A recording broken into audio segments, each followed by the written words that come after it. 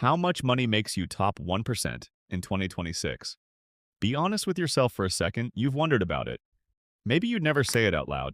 Maybe it feels a little vain or a little uncomfortable to admit. But at some point, probably more than once, you've wondered where you actually stand. Not compared to your coworkers, not compared to your neighbors, but like in the whole picture, the real picture, the entire country laid out from the bottom to the very top. Where are you in that lineup? And more specifically, what does it actually take to be in the top 1%? Because here's the thing, the top 1% gets talked about constantly. Politicians talk about it, the news talks about it. There are entire movements built around it. But almost nobody ever just sits down and says, here's the actual number.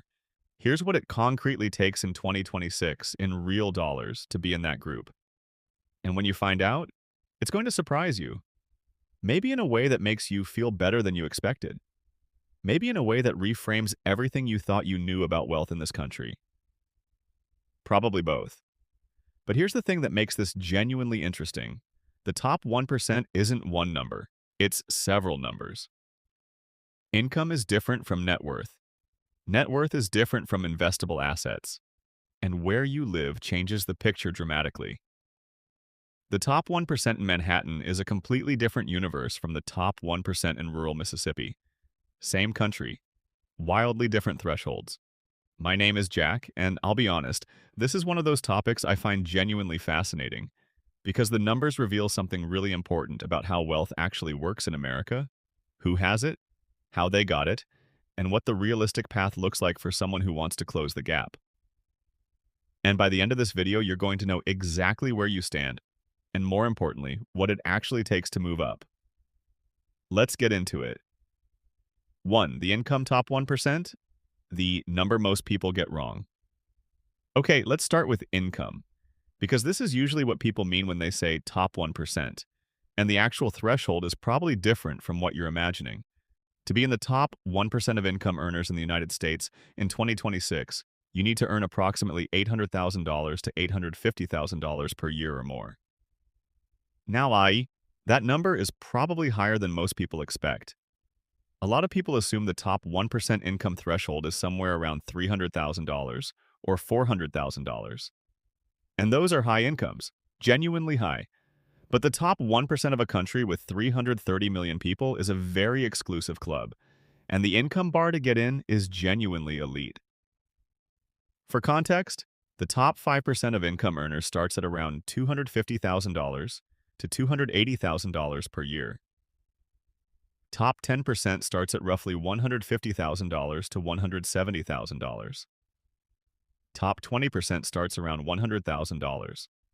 So when someone says they're doing really well at $150,000 a year, and they are genuinely, they're in approximately the top 10% of income in America. Solid, impressive, comfortable. But the gap between top 10% and top 1% is enormous. Not just in dollars, but in the type of income, the way it's earned, and what it does to your financial life. Here's something worth sitting with. The vast majority of people who crack the top 1% of income aren't celebrities. They're not athletes or tech billionaires. They're mostly business owners, surgeons, specialized attorneys, investment bankers, and senior corporate executives. People who spent years building highly specialized, highly compensated skills, or built businesses that eventually generated serious revenue. The top 1% income club is real and reachable, but it requires either extraordinary expertise, an ownership stake in something, or both. 2. The wealth. Top 1%, a completely different number. Okay, now here's where it gets really interesting. And honestly, this is the number that matters a lot more than income. Because income tells you how much money is flowing into your life. Net worth tells you how much you've actually kept. And those two things, for most people, are shockingly different. To be in the top 1% of net worth in the United States in 2026, you need approximately $13 million to $14 million in total assets minus liabilities. $13 million. Yeah, that's the wealth top 1% threshold. And it's a number that immediately puts things in perspective, because a lot of people who earn $800,000 a year are nowhere near $13 million in net worth. High income doesn't automatically produce high wealth. We'll talk about why in a minute. But first, let's break down what the wealth distribution actually looks like across the spectrum, because I think it's really revealing. The top 10% of wealth in America starts at around $1.5 million in net worth. Top 5% is around $3 million. Top 2% is roughly $7 to $8 million. And then that jump to top 1% at $13 million is significant. The top 0.1%, the truly ultra-wealthy, starts at around $43 million. And the top 0.01%, we're talking about a few 100,000 people in the entire country, starts somewhere north of $150 million. The wealth concentration in America is genuinely staggering when you see the full picture. The top 1% of households hold something like 30 to 32% of all the wealth in the country. The bottom 50%, half the entire country, holds less than 3%. These aren't political talking points, they're just the numbers. And understanding them changes how you think about where you are and what you're actually building toward. 3. Why high earners are often not high net worth. The trap nobody talks about. This is the part that I think is genuinely important and almost never gets addressed clearly.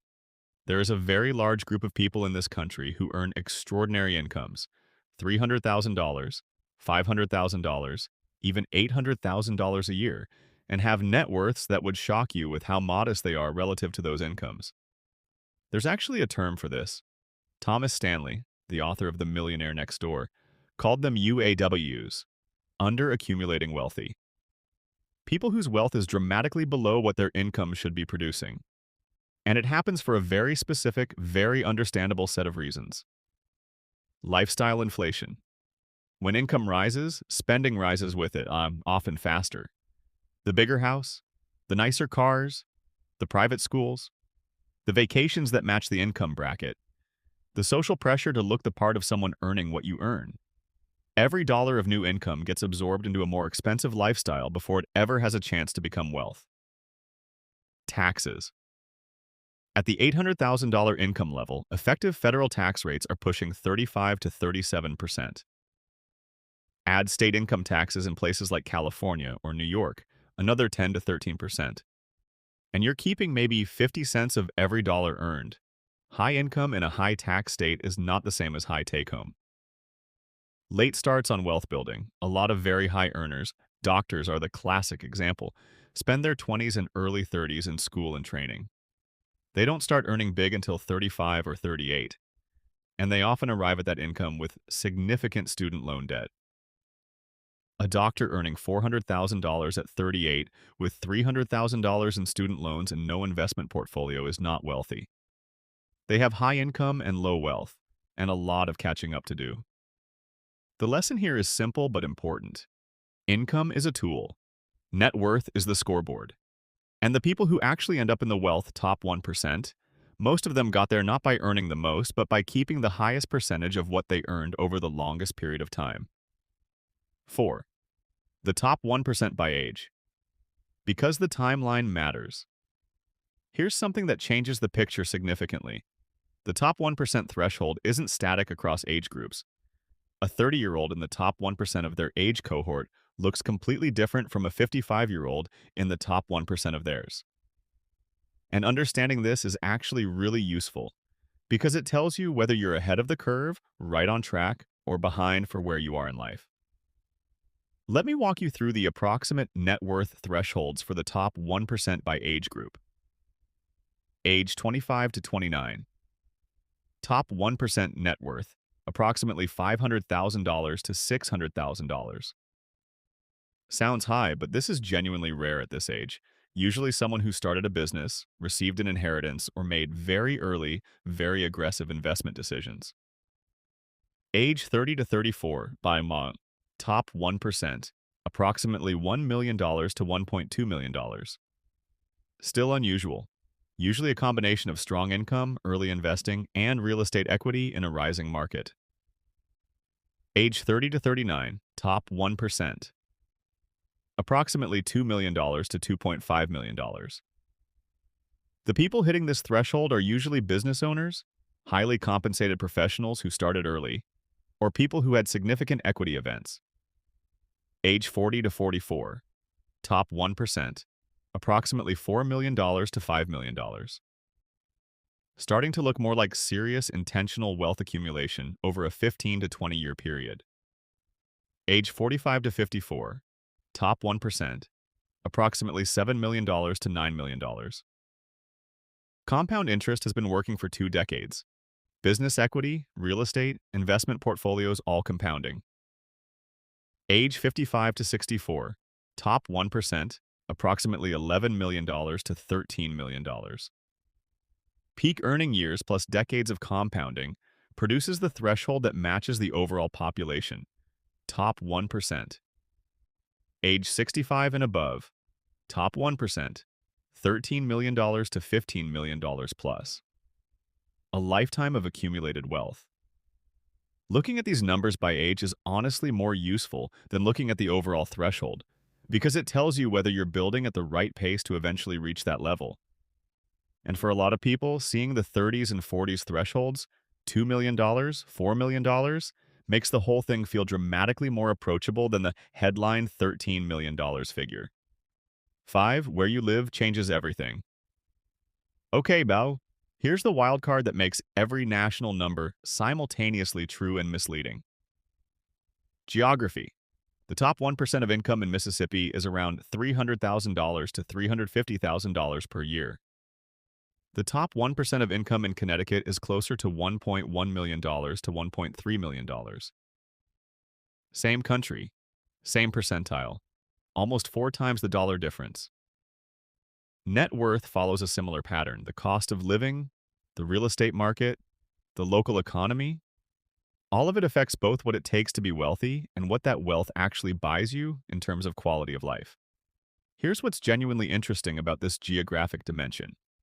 A household earning $300,000 in a mid-sized Midwestern city, Indianapolis, Columbus, Kansas City, is genuinely materially wealthy by almost any measure. Large house paid off in 10 years. Private school if they want it. Significant investment capacity. Comfortable by every definition.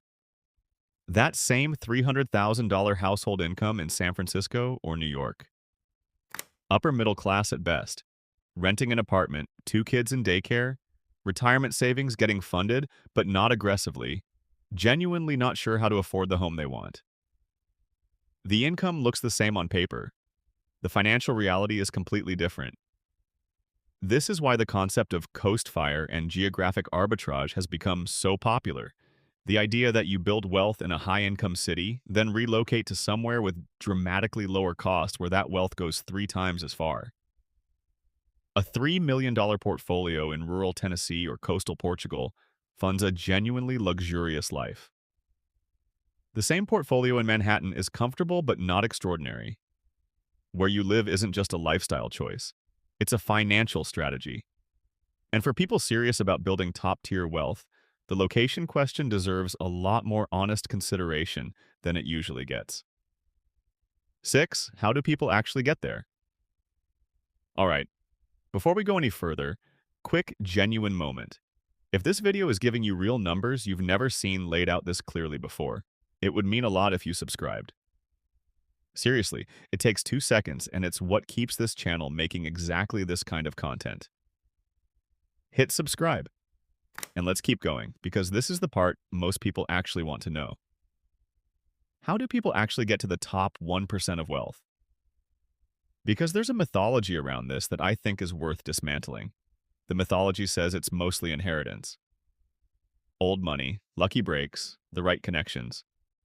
And yes, inherited wealth is real, and it does give some people a significant head start.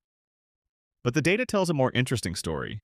Studies consistently show that somewhere between 70 and 80% of millionaires in America are first generation, meaning they didn't inherit significant wealth.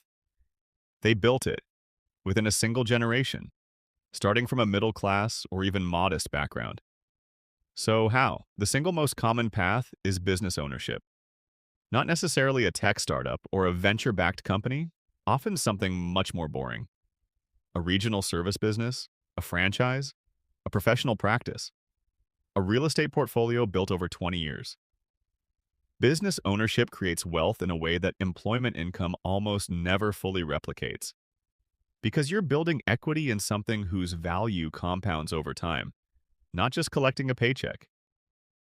The second path is consistent, long-term investing. People who started investing in their mid-20s consistently maxed out tax-advantaged accounts, added a taxable brokerage on top, and simply didn't stop for 30 years. Compound interest, given enough time and enough fuel, does genuinely remarkable things.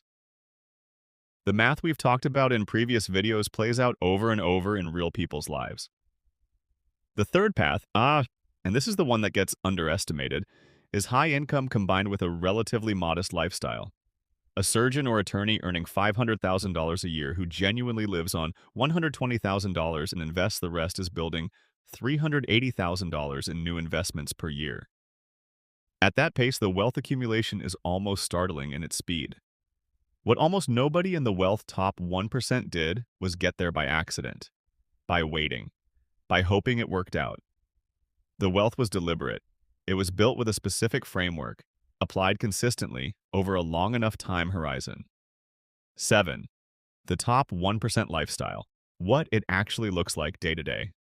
Okay, let's have a little fun with this for a second, because I think there's a huge gap between what most people imagine the top 1% life looks like and what it actually looks like for the majority of people in that group. The pop culture version of the top 1% is yachts, private jets, penthouse apartments, bottles at the club, watches that cost more than most people's cars, and yes, that version exists. Somewhere at the very top of the 1%, and definitely in the 0.1% and above. But for the vast majority of people who qualify for the wealth top 1%, people with $13 million to $20 million in net worth, the day-to-day life looks a lot more normal than you'd expect. They typically own a nice but not outrageous home, maybe $1.5 million to $3 million in a good neighborhood. They drive nice cars, not exotic ones. They travel well, business class, good hotels, but not private jets unless they're chartering occasionally. Their kids go to good schools. They give meaningfully to causes they care about. They don't stress about money in the way most people do. And that absence of financial anxiety is genuinely the biggest quality of life difference. The thing that actually separates people with $13 million in net worth from people with $500,000 in net worth isn't really the visible lifestyle. It's the options, the freedom, the ability to make decisions based entirely on what you want rather than what you can afford. To retire whenever you feel like it, to help your kids buy homes, to take a year off and travel, to walk away from a situation that doesn't serve you without financial panic. That's what the top 1% actually buys you. Not the yacht, the options. 8. Where do you stand? And what's the realistic path forward? Let's get honest and practical for a second, because ultimately that's why you're watching this video. You want to know where you stand, and you want to know if there's a realistic path forward from wherever that is. Here's a simple way to assess your current position. Take your current net worth, everything you own minus everything you owe. Your investment accounts, home equity, savings, any business value, minus your mortgage, car loans, student loans, credit card debt. That's your number. Now compare it to these thresholds for your age group. Are you ahead of the top 1% for your age? On pace for top 5%?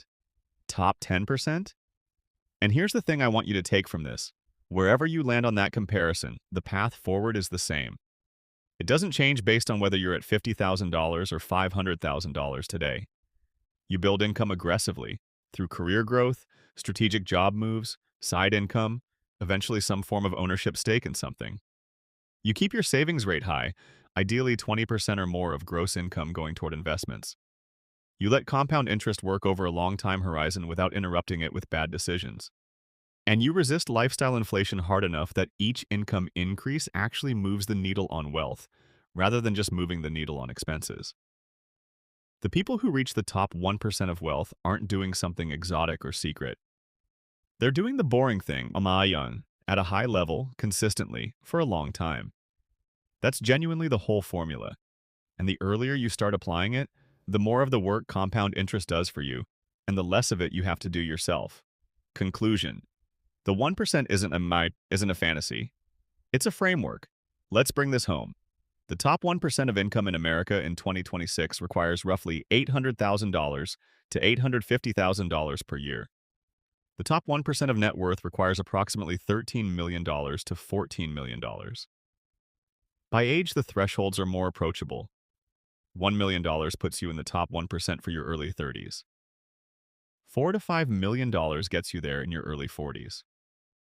Most top 1% wealth is first generation, built through business ownership, consistent long-term investing, and high income combined with disciplined spending. Not inheritance, not luck, not some secret the rest of us don't have access to. And what the top 1% actually buys you isn't a flashier life. It's options, freedom, the ability to say yes to things you want and no to things you don't, purely on your own terms. That's the real prize, not the number on the screen. The life the number makes possible. Here's the thing I want you to sit with. Most people look at the top 1% and think, that's for other people. That's for people who were born into something or got lucky or have some advantage I don't have. And for a small percentage of the people in that group, maybe. But for the majority, they started roughly where you are. They just made a decision at some point that they were going to take their financial life seriously, build a real plan, and stick to it through the years when it felt slow and the years when it felt impossible. You now know the numbers. You know the thresholds. You know the paths. The only thing left is deciding what you want to build, and starting today instead of someday. Because someday has a habit of never showing up on its own. I'll see you in the next one. Subscribe.